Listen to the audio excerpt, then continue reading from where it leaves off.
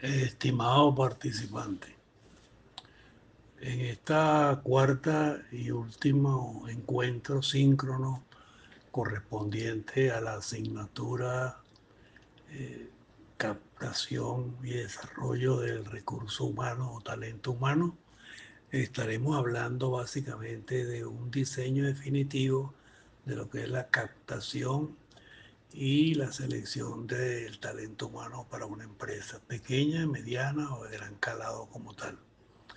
Para ello es importante recalcar lo siguiente. Debemos tomar en consideración lo que es tanto el análisis como la descripción de cargo antes del reclutamiento y la selección. ¿Por qué motivo? Porque este documento o esta descripción como tal desarrolla todos y cada uno de los puntos relacionados íntimamente con cada uno de los cargos necesarios en cada empresa como tal. De allí lo importante de tener un adecuado análisis y descripción o descriptivo del cargo objeto de estudio como tal. Vamos entonces a dar inicio indicando qué debemos considerar como el análisis y la descripción de cargo. El análisis de cargo básicamente es un proceso introspectivo, ya que es una investigación de los requisitos que el cargo impone a quien lo ocupa. Cuando hablamos de requisitos, estamos tomando en consideración básicamente los intelectuales, los físicos, las responsabilidades y las condiciones de trabajo. Y hay que hacer énfasis en que no es lo mismo analizar el cargo que describirlo como tal. Por el contrario, al análisis de cargo, la descripción de cargo es un proceso narrativo, es todo lo contrario, ya que la descripción del cargo es un documento escrito que identifica, define y describe el cargo en términos de deberes, en términos de responsabilidades y en términos de condiciones. Es decir, en otras palabras, qué hace, cómo, cuándo y por qué se cumplen todas estas actividades dentro de la empresa como tal. Entonces pueden ustedes ver que no es lo mismo analizar que describir el cargo. Analizarlo es un proceso, como dijimos, introspectivo, mientras que la descripción es un proceso totalmente narrativo como tal. Bien. Habiendo entonces diferenciado lo que es un análisis de una descripción de cargo, veamos en primera instancia cómo se analiza un cargo, cuál es el proceso, cuál es el procedimiento que se debe cumplir necesariamente en cualquier prototipo de empresa para analizar eficiente y efectivamente un cargo como tal. Para ello vamos a hacer referencia a la diversidad de métodos de recolección de información. En primera instancia tenemos la observación directa. Este método, esta técnica de recolección de información se considera ideal para aquellos cargos operativos y repetitivos, es decir, cargos realmente operativos en el nivel medio o bajo de todas las empresas, donde la secuencia, la cantidad de operaciones como tal se repite constantemente y entonces simplemente con observar de manera directa la operación se capta o se percibe realmente a qué se debe y para qué es aquel cargo como tal. Ejemplo de ello podemos hablar específicamente en nuestra área de administración. Se puede observar directamente si estamos en el campo de contabilidad, tomémoslo como tal, donde normalmente tenemos las personas que hacen los registros contables, tenemos el personal que se encarga de análisis de las cuentas, Tenemos el personal que se encarga de las conciliaciones bancarias, de las transacciones comerciales con los proveedores y con los clientes como tal. Bueno, a eso básicamente es aplicable, no es que es obligatorio, es aplicable la observación directa. ¿Por qué motivo? Porque son cargos operativos y realmente son repetitivos en el tiempo como tal. Otro método de recolección de información es el cuestionario, de vital importancia y de mucho uso. Eficiente para recolectar datos de gran volumen de empleados en empresas medianas y grandes como tal. El cuestionario, como todos sabemos, no es más que una técnica o un instrumento que permite desglosar o desmenuzar o detallar en cualquier cantidad de preguntas lo que nos interesa captar como tal de aquella población objeto de estudio.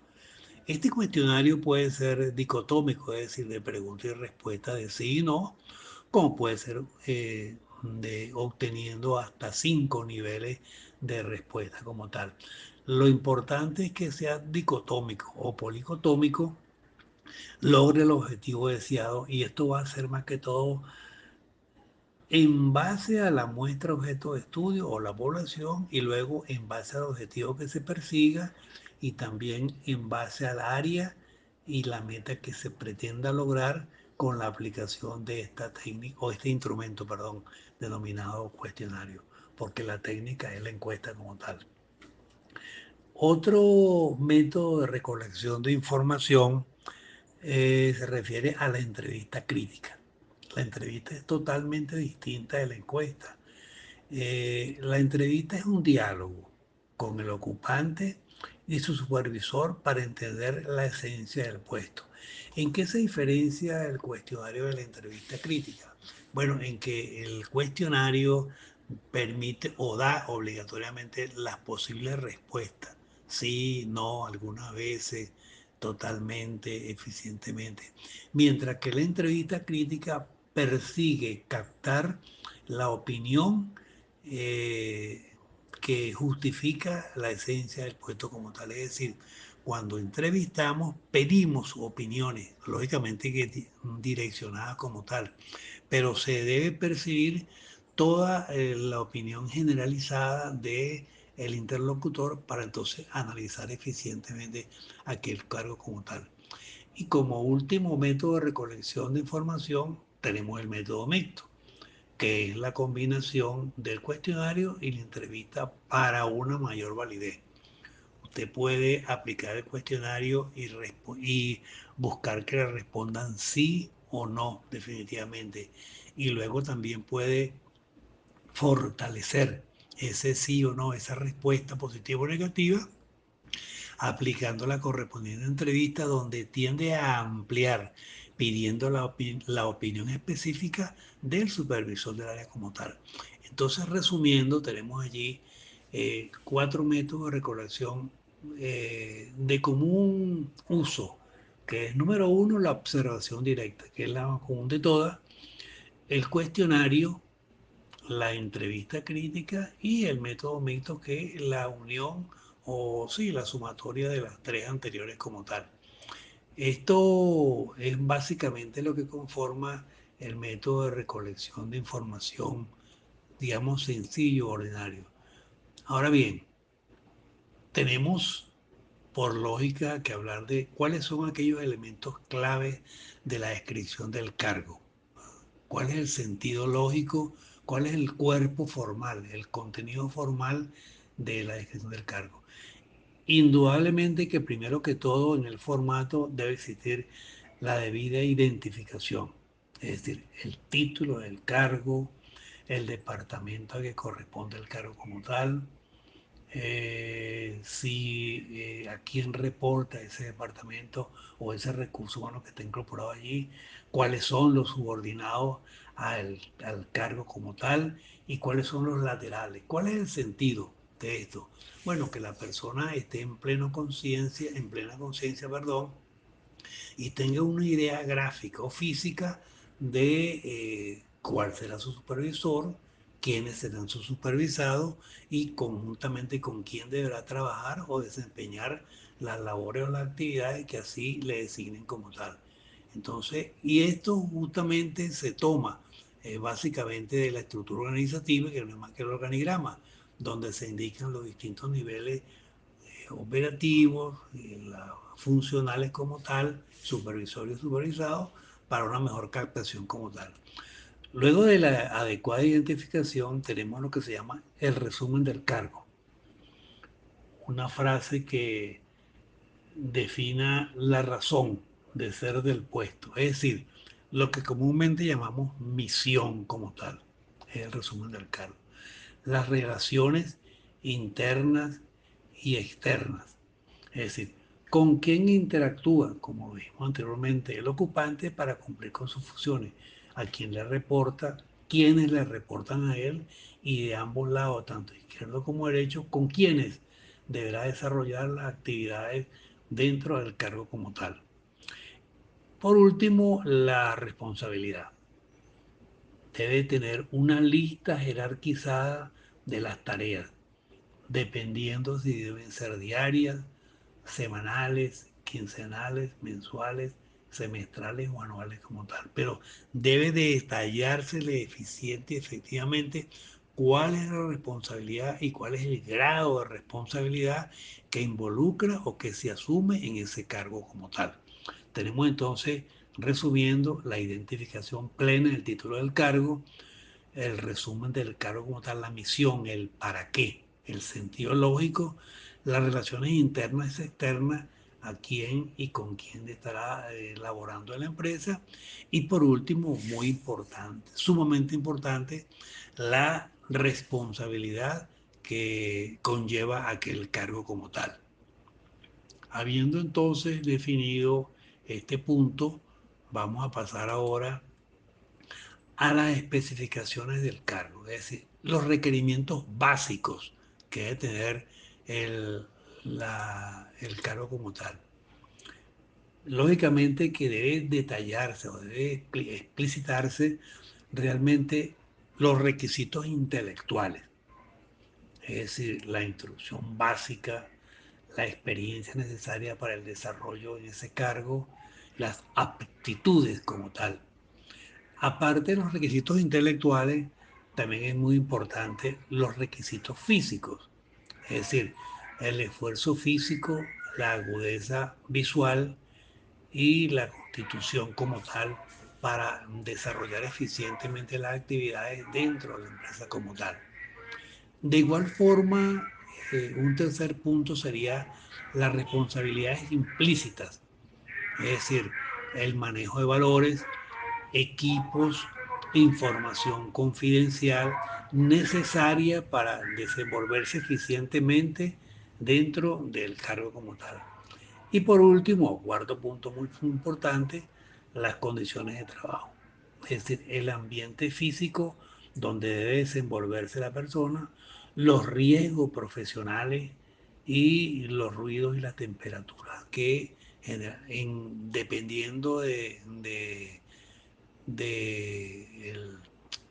el área específica, tendrá gran preponderancia como tal. No es lo mismo trabajar en publicidad y mercadeo o en el área de contabilidad que trabajar en una línea de producción. A eso básicamente me refiero con el último punto. Entonces, cuatro puntos importantes. Número uno, los requisitos intelectuales. Número dos, los requisitos físicos. Número tres, la responsabilidad implícita. Y número cuatro, las condiciones de trabajo. Continuando con el temario, nos corresponde hablar un poco ahora de la utilidad estratégica. ¿Cuál es el sentido? ¿Cuál es el sentido lógico y formal de un adecuado análisis y una adecuada descripción del cargo en cualquier tipo de empresa como tal? Bueno, para ello, primero que todo, debemos hacer referencia a lo siguiente, que sirve de base para un adecuado o mejor reclutamiento. Es decir, define el perfil a buscarse. Es decir, si definimos específicamente o analizamos específicamente y describimos totalmente el cargo y para qué lo queremos, entonces obviamente que las baterías que enfocamos hacia el adecuado reclutamiento, perdón, estarán siempre en base al análisis y la descripción de cargo. Luego tenemos muy importante que es la fase final de este procedimiento, que es la evaluación del desempeño. ¿Por qué motivo la evaluación del desempeño y por qué la importancia como tal? Porque acá en el análisis y la descripción de cargo se establecen los estándares contra los cuales se mide al empleado. Entonces, si nos decantamos por un amplio concepto de lo que es la descripción, lógicamente entonces que la medición del desempeño será muy eficiente porque sabemos contra qué estándar estamos cuantificando, estamos comparando el desempeño como tal del individuo. Como un tercer punto muy importante, la compensación, ya que permite valorar el cargo para asignar un salario justo, es decir, lo que se llama la equidad interna. Tanto da el trabajador como tanto debe recibir el trabajador como tal. Una compensación lógica y sensata como tal. Si definimos el análisis y la descripción del cargo eficiente o efectivamente, también podemos entonces valorar, es decir, costear básicamente el valor de aquel cargo como tal dentro de la empresa. Y por último, y no menos importante, el grado de capacitación, porque detecta brechas entre lo que el cargo pide y lo que el ocupante tiene. Entonces, vea usted el grado de importancia de un buen análisis y una descripción de cargo como tal. Cuatro puntos fundamentales. Permite el adecuado reclutamiento, permite la adecuada evaluación del desempeño del individuo en el cargo luego que se incorporó. Se le da una adecuada compensación relacionada con lo que está desarrollando dentro de la empresa y por último permite una mejor capacitación dependiendo de si existen debilidades entre lo que teóricamente se espera del cargo y lo que se está obteniendo con las actividades cumplidas por el trabajador como tal. Cuatro grandes grupos de vital importancia, elementos, perdón, de vital importancia en este parámetro como tal. Bien, hablando un poquito de lo que es la evaluación del desempeño, dijimos que era sumamente importante porque es el que mide definitivamente el resultado y nos indica realmente con su su resultado positivo o negativo, si nos hemos o no equivocado en la adecuada selección del individuo. Vamos entonces a hablar ahora un poco de lo que es la evaluación del desempeño. Para ello, primero que todo, vamos a definirlo. Se considera como un sistema de revisión formal y periódica del rendimiento laboral de un individuo o equipo, analizando en relación con los objetivos esperados, las competencias requeridas y su potencial de desarrollo futuro como tal. Eso es la evaluación del desempeño. Ahora bien, existen técnicas y métodos, indudablemente que sí. Primero vamos a hablar de los métodos tradicionales como tal. Entre tantos de ellos tenemos la escala de puntuación, que no es más que el método más común de todos. Se evalúan factores como la calidad, la puntualidad, la iniciativa del individuo en una escala que puede ir del 1 al 5, del 1 al 10, del 1 al 20, dependiendo de lo que se plantee el área de recursos humanos o talento humano dentro de la empresa. También tenemos otro método tradicional que es el de la elección forzada.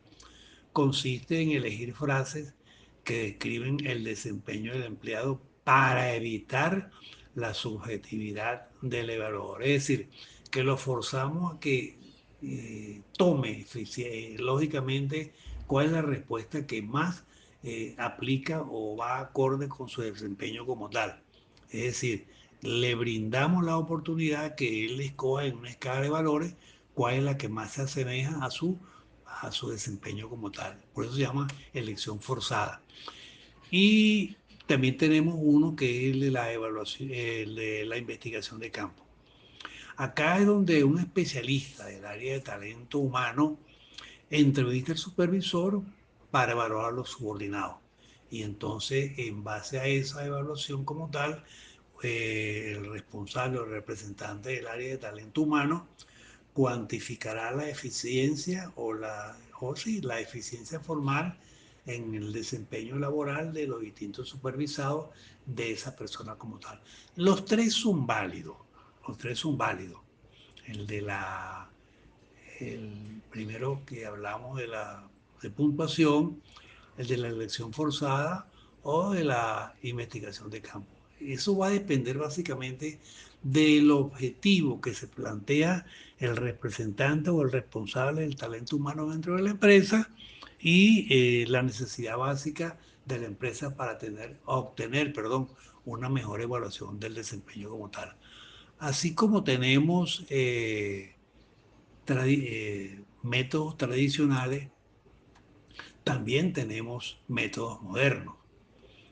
Uno de ellos es el de la evaluación de 360 grados, donde el colaborador, el responsable, la persona evaluada, es evaluada por sus jefes, por sus pares, por sus subordinados, por él mismo como una autoevaluación y, por qué no, por sus clientes, ofreciendo una visión panorámica del talento de aquella persona dentro de su área de trabajo. Pero eso, ojo, va a depender básicamente del tipo de cargo que se esté evaluando. No podemos aplicar esto como tal, ejemplo, en este caso, a un responsable de tesorería, porque es algo sumamente interno, a un responsable del área de costo, del área de producción, de control de calidad.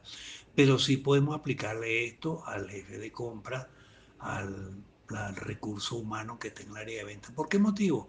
Por su interacción con el factor externo de la empresa, con clientes, con proveedores, donde está en juego o está en la mira la metodología de trabajo, las normativas y las políticas internas de la empresa, que en oportunidades abarcan o arropan actividades externas de aquel trabajo como tal. A eso me refiero como tal. Otra de las técnicas muy usuales, es de la administración por objetivo, la famosa APO, basada más que todo en resultados cuantificables acordados previamente entre el jefe y el empleado. ¿A qué me refiero con esto? Bueno, básicamente que independientemente de lo que marque la pauta de la descripción y el análisis de cargo, entre el jefe o el supervisor y el supervisado existirán campos de acción o existirán metas o submetas específicas en cada una de sus áreas, las cuales pues también deben alcanzarse o permitir o deben tratar de lograrse esta meta como tal durante el desarrollo específico de sus actividades como tal. Administrar por objetivo es cuantificar los resultados que se han planificado anticipadamente o al inicio de cada periodo económico o de cada periodo parcial como tal, para ver si el supervisado o la persona a quien se está evaluando logró aquel objetivo como tal. Y tenemos el tercer elemento que es la evaluación por competencia. Mide en este caso el nivel de dominio de las habilidades específicas, el liderazgo, perdón, el trabajo en equipo, el análisis técnico, es decir, todas esas habilidades que generalmente siempre acompañan al supervisado y que en muchas oportunidades no son parte de la descripción de cargo, pero están allí vigentes y que en cualquier momento el supervisado, por necesidad básica o por exigencia del puesto de trabajo como tal, debe sacarla a la luz pública y aplicarla como tal. Eso se llama evaluación por competencia como tal. Entonces, como pueden ver en este prototipo de evaluaciones, tenemos la evaluación de 360 grados, la administración por objetivos y la evaluación por competencia. Indudablemente que las tres son válidas. Como dijimos anteriormente, lo importante es que la empresa escoge el método que mejores beneficios le traiga como tal a la empresa para el logro de sus objetivos. Pasos para su implementación. Bueno, primero que todo, la definición de objetivo. ¿Para qué evaluamos? Si es para aumentos salariales, que es muy común, para detección de necesidades de capacitación, importantísimo, o para promociones internas dentro de la empresa. Es decir, ¿cuál es el sentido de la evaluación? Lo que sí es cierto es que debe ser constante. Número dos, establecimiento de estándares. Debemos comunicar claramente qué se espera del trabajador. Y esto se hace lógicamente en la descripción del cargo. Allí él obtendrá información de qué se espera de él en ese campo de acción o en ese departamento como tal. Como tercero, la elección del método. Debemos seleccionar la técnica que mejor se adapte a la cultura organizacional que rige la empresa como tal. Luego de haber diseñado como tal o escogido, es la palabra correcta, cuál es el método específico, debemos entonces hablar de lo que es la capacitación del evaluador.